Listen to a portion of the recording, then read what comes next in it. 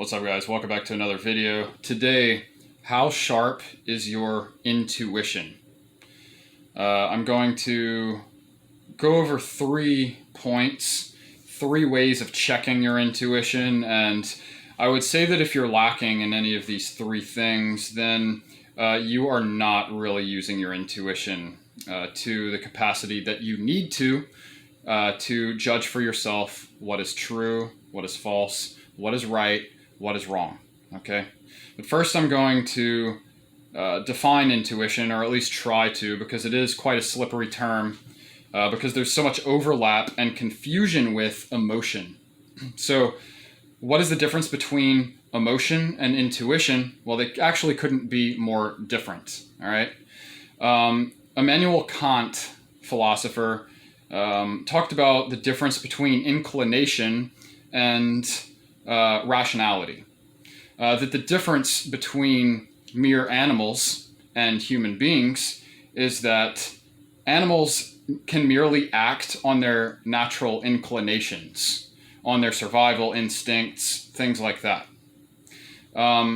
Whereas we can transcend that for the greater good. We have moral capacity as human beings.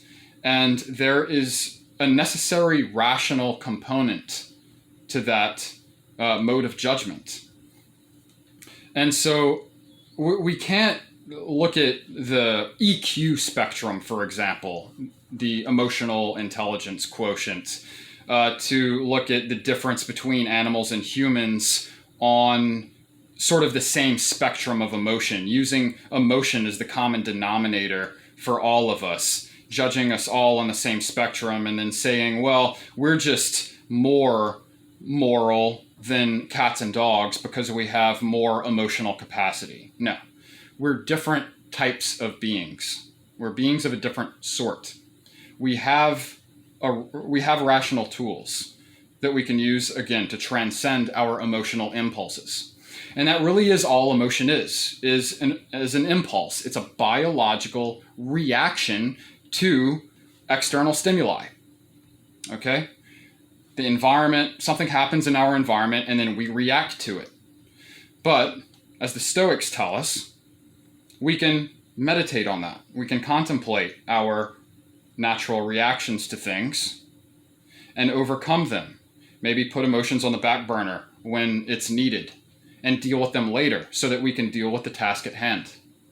Okay?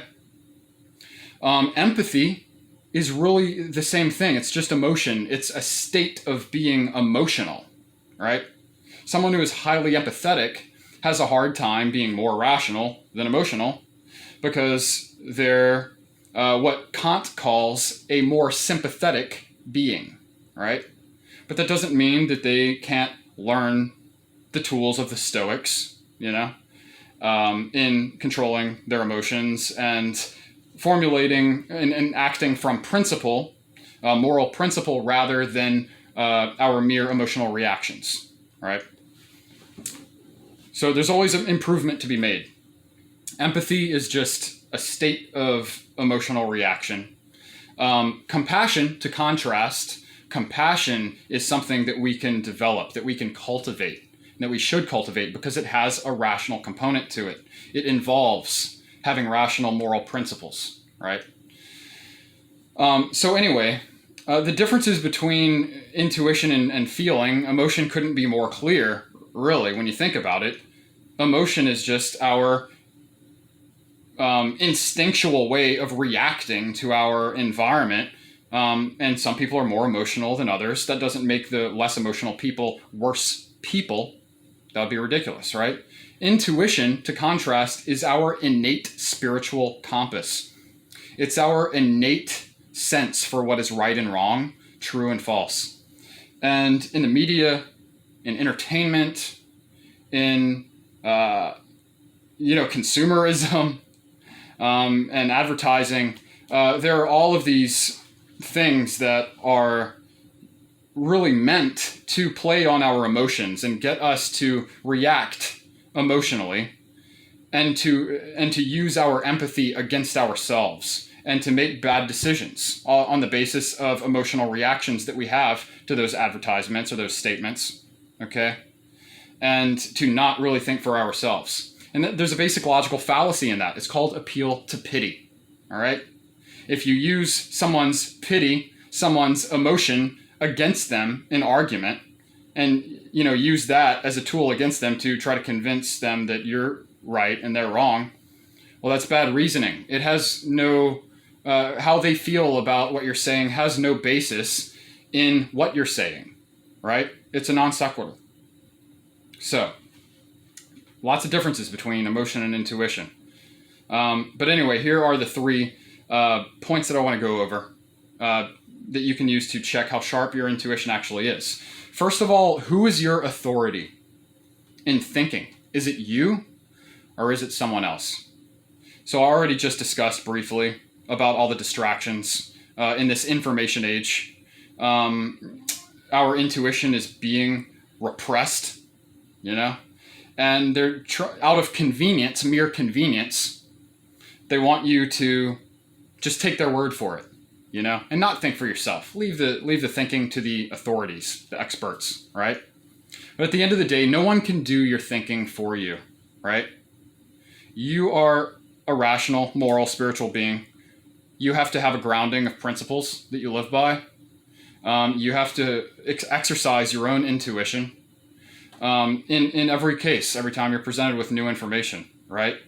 And remember, the concept of an expert is very misleading in general. Science is a method. It's not a belief system. Science is a method of inquiry created by humans for human ends. And we can use that tool, and it is merely a tool. It's a powerful tool. We can use it for good or for evil. But it requires us to already have a basis of principles prior to doing science to make sure that how we're directing our research is actually worth it, right? And the way that research grants work is that you generally don't get money to do scientific research at all unless you can make some guarantee or give some well-reasoned probability of producing something with that research that you're about to conduct. They need to produce results.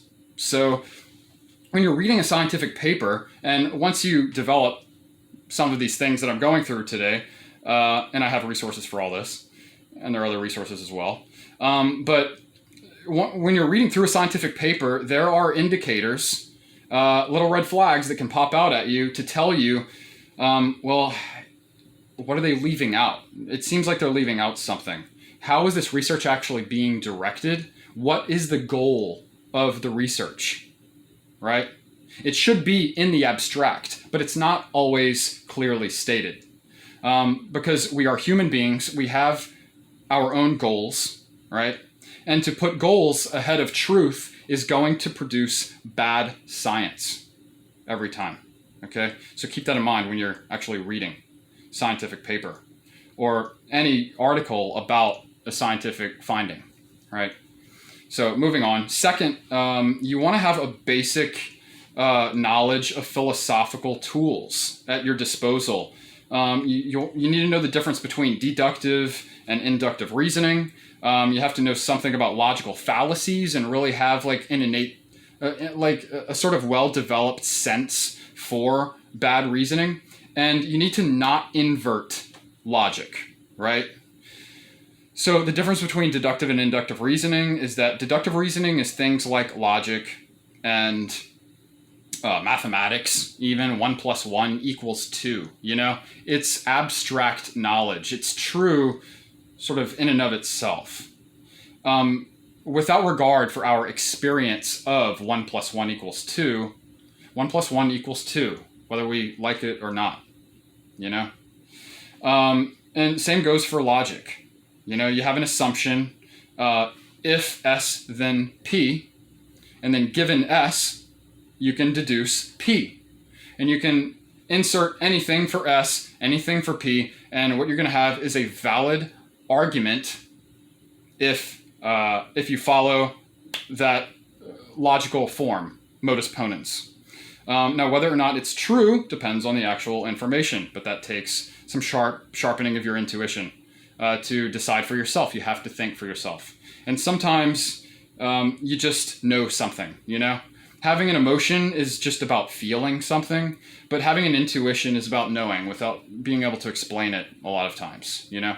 But if you have basic knowledge of philosophical principles, then you can explain why your intuition is more likely, at least, to be true than that thing that you're refuting.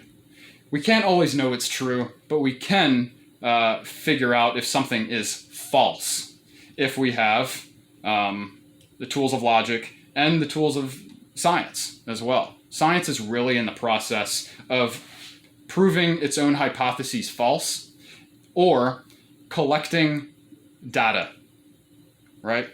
It just collects data. And any predictions that it makes on the basis of that requires a scientist to appeal outside of the realm of the scientific method in order to determine. So that's it. So deductive reasoning is, 1 + 1 = 2. If S, then P. S, therefore P. All right?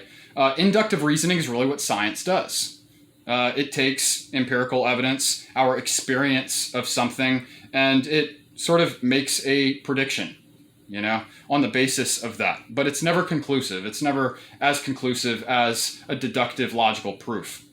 And if there is a logical inconsistency in inductive empirical information, it is false, or it has been composed in a way that's not true. And you need to go back to the drawing board, figure out what you left out, or just figure out a new way to think about the information that you do have. Logical fallacies are basic errors in reasoning. Okay, I mentioned appeal to pity before. Also appeal to authority. If you're letting someone else do your thinking for you, and you're saying, well, I believe this because that person said that. It doesn't matter what degree they have. It doesn't matter how well researched their opinion is. It's still what they are saying. If you cannot put into your own words and give your own reasons for believing that thing that other person said, then that is not your viewpoint. You're just regurgitating something that someone else thinks. And you have no authority over the matter whatsoever, right? And I understand you may be a more sympathetic person. Sometimes you just need to let the thinkers do the thinking, okay? But appealing to authority is a logical fallacy. What you have to do is be able to analyze not just the information, but the argument, the methods of reasoning, the tools that the person is using to reason through that argument. You have to be able to think through that yourself. Without basic philosophical knowledge, especially knowledge of basic logical fallacies, you can't do that. And also, don't invert logic, all right? So you can use a logical fallacy as a false analogy, for example. If you don't have a grounding, a moral grounding, I would even say, and I'm going to get to that next point after I say what I'm going to say here. You're going to invert logic. You're going to make false analogies and say things like, just because this person is against the Karanka vaccine and they say my body, my choice. Well, why doesn't that person say my body, my choice about the issue of abortion? Well, it's not the same thing, because there's a lot more information that goes into the argument of abortion, because it's not actually just the mother's body that we're talking about. You're extinguishing the body, eliminating the body of another human being, no matter how small a fetus is. The value, the worth in that being is not in the fact that it may just be a cluster of cells. It's in the fact that parenting and nurturing of a child is not just about what it is as a fetus, right?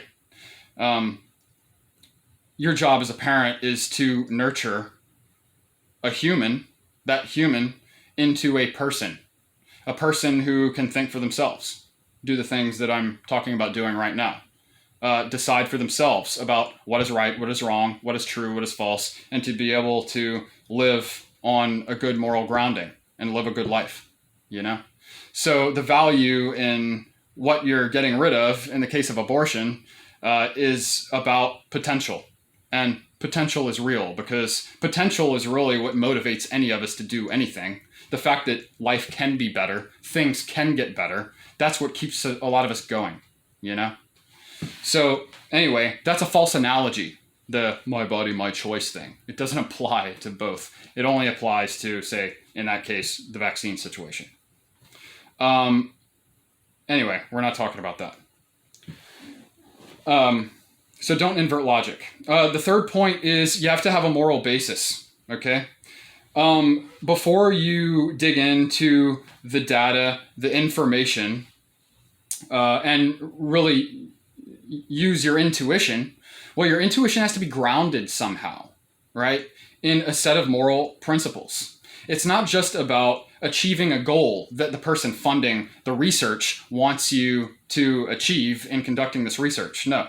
You have to have truth and goodness as a basis for everything that you think, for everything that you do, for everything that you judge to be true or false, right or wrong. Truth and goodness have to be of paramount importance. So you have to, prior to conducting scientific research, for example, you have to decide if that research is worth it. Be able to explain why it's worthy. Okay? Why is it good for all? Look, good reasoning and truth, I understand, like it doesn't seem like it's good on the surface for a lot of people, but that's because what's true and good can be painful in the short term, right? But in the long term, do you have the foresight? And if you have the moral grounding, you may have that foresight to follow it through. Okay, what if we conduct this research and we get this result, and then we use this information in this way, follow it through? What is going to happen? What's the irrefutably inevitable chain of events that's going to occur on the basis of making that decision? It all comes down to a decision, a judgment on the basis of values before you even have the facts, okay? Because you can have a bunch of facts that are all true on the factual level, but then you can compose them in any way you like to create whatever sort of narrative you want, to distract people, to mislead people, okay? An intuitive person can see through that bullshit. An intuitive person knows that facts are not truth. If you are morally grounded, if you are on a spiritual path, you can see that. Facts are not truth. Facts can be true, but they do not equate to truth. Truth is more about patterns. It's about logical consistency. It's about a grounding in truth for the sake of itself. Goodness for the sake of itself. Is this the best thing for all people involved all the time? Regardless of what circumstances can come about. Because we can't control the circumstances. We can only control how we respond to the circumstances, right? That's why you have to have truth and goodness as a basis and as the sole goal. And if you have that, then the facts will just follow. They'll just surface. And you'll be surprised that if you have this basis of morality, of philosophical knowledge, and basis of you thinking for yourself rather than appealing to authorities all the time for what is right and wrong, then you will be shocked at how much you can learn with so little information. You know? Is this goal worth pursuing? Before we even take the steps and make the plan toward the goal. That is a moral question. It is not a scientific one. Okay? So, that's it. How sharp is your intuition? Use these three things to test yourself. Really think about them, okay? Know the difference between intuition and emotion, right? Empathy and compassion. I wrote an article on that, by the way. It's on my website, overthoughtandunderstated.com. It was a website published in a newspaper a few years ago, but I put it on my blog. Intuition is our innate spiritual compass, and there are lots of forces in the world right now. Call them whatever you want, social engineers or whatever, who are trying to repress our use of our own intuition, our own moral, spiritual truth compass, you know? Who's your authority? Is it you or someone else? Do you have the basic philosophical knowledge that you need to be able to technically break down an argument? Because a lack of internal coherence can actually refute an entire argument. But no amount of confirming information can absolutely prove an argument true. It's not what science is in the business of doing. It's not really what philosophy is in the business of doing. We don't always know what's true, but we can gain an intuitive sense for what is more true based on,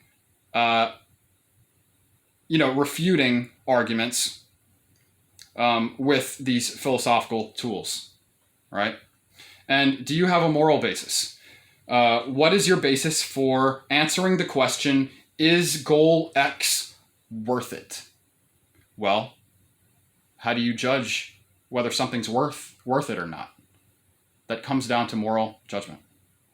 So you have to have a basis there. You have to be on a spiritual path. If not, you are lost and you are not seeing clearly. You're going to subconsciously be diverting your capacity for thought to other authorities, right? It's just a natural reaction. When you don't have the tools, out of convenience, you reach for what is readily available. And we live in a convenience-based society in the West, and there's a lot of that going on. So intuition could not be more important than it is right now, all right? Anyway, my name is Britton Frost. I have a variety of resources on these topics. I've done Philosophy Friday for the last few years, which breaks down philosophical topics in little 60-second segments and longer sometimes. I've done a lot of logical fallacies there, so you can check my YouTube channel for that. I also do consulting work for individuals and businesses in the realms of personality. I mix astrology, Big Five, and Myers-Briggs, or I can do any of the three to give you personality readings or to help your business run better.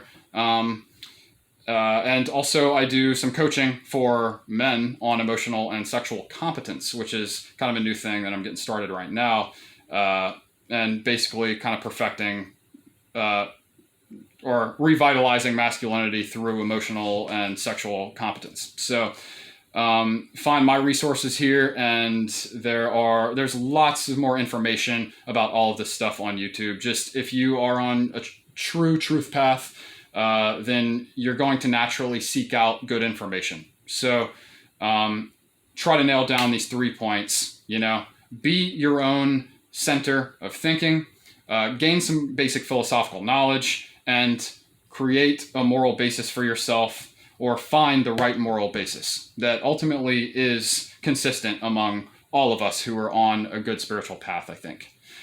So I've been Britton Frost. See you guys in the next video. Cheers.